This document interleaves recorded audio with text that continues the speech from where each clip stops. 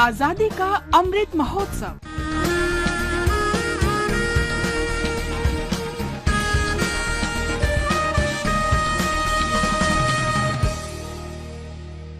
आजादी का सफर आकाशवाणी समाचार के साथ। आज की कड़ी में हम भारत के प्रथम स्वाधीनता संग्राम के प्रमुख नायक नाना साहेब पेशवा द्वितीय को याद कर रहे हैं। उनका जन्म 19 मई 1824 को कानपुर जिले के बिठूर में हुआ था।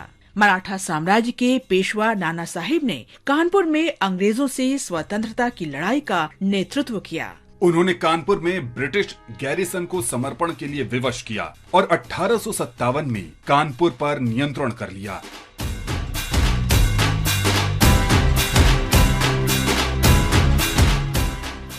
जन्म के समय नाना साहेब का नाम नाना गोविंद ढोंढू पंत रखा गया। नाना और उनके भाई को पेशवा बाजीराव द्वितीय ने गोद लिया था क्योंकि उनकी कोई संतान नहीं थी। नाना साहेब तात्या टोपे और झांसी की रानी लक्ष्मीबाई के साथ बड़े हुए। पेशवा बाजीराव की मृत्यु के बाद अंग्रेजों ने अगला पेशवा बनने का नाना साहेब का दावा मानने से इनकार कर दिया। नाना साहेब ने ब्रिटिश सरकार के समक्ष अपना पक्ष रखने के लिए 1853 में अपनी दूत अजीमुल्लाह खान को इंग्लैंड भेजा, लेकिन अजीमुल्लाह खान ब्रिटिश सरकार को पेंशन फिर शुरू करने के लिए नहीं मना सके।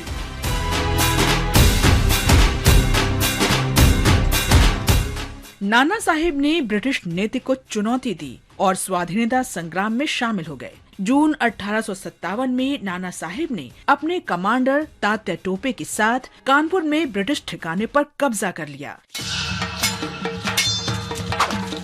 लेकिन एक महीने में ही अंग्रेजों ने नाना साहेब की सेना को हरा दिया और कानपुर पर पुनः कब्जा कर लिया। अंग्रेजों ने नाना साहेब को पकड़ने का प्रयास किया, लेकिन असफल रहे। स्वतंत्रता के प्रथम संग्राम के दमन के बाद माना जाता है कि नाना साहेब नेपाल चले गए। ये मालूम नहीं है कि उनका निधन कब, कहां और कैसे हुआ, लेकिन नाना साहेब का साहस आज भी क्षेत्र के लोगों को प्रेरित करता है। इस महान भारतीय स्वाधीनता सेनानी को नमन।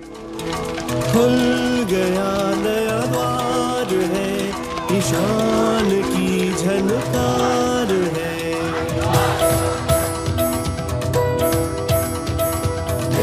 सलामी आसमां, आसमां में धार है।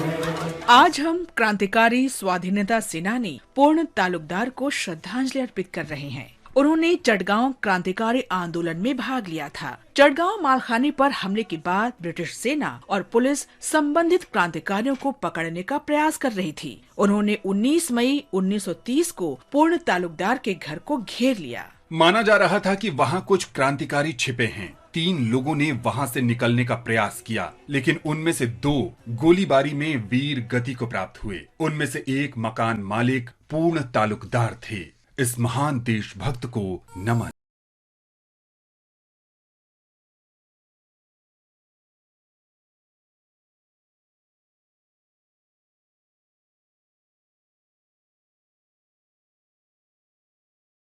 आज हम स्वाधीनता सेनानी विट्ठल दास वल्लभ दास चंदन को भी श्रद्धांजलि अर्पित कर रहे हैं। उनका निधन 19 मई 1930 को हुआ था। वे महाराष्ट्र के वडाला के निवासी थे। उन्होंने 1930 में सविनय अवज्ञा आंदोलन में हिस्सा लिया था।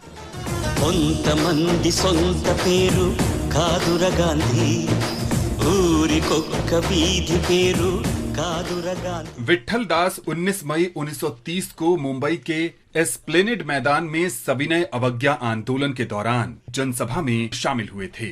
ब्रिटिश पुलिस ने जनसभा में शामिल होने से रोकने के लिए स्वयंसेवकों पर लाठियां बरसाई। विट्ठल दास पुलिस की लाठी से गंभीर रूप से घायल हो गए। उन्हें पास के अस्पताल ले जाया गया, जहां उनका प्राथमिक उपचार किया गया। दृढ़ इच्छा शक्ति के कारण घायल विट्ठल दास ने हिम्मत की और एस्प्लेनेड मैदान की जनसभा में शामिल होने के लिए ट्रेन में सवार हो गए, लेकिन रेलगाड़ी में वे बेहोश हो गए और चलती ट्रेन से गिर गए और जनसभा में पहुंचने से पहले ही उनका निधन हो गया। इस महान भारतीय को शत शत नमन।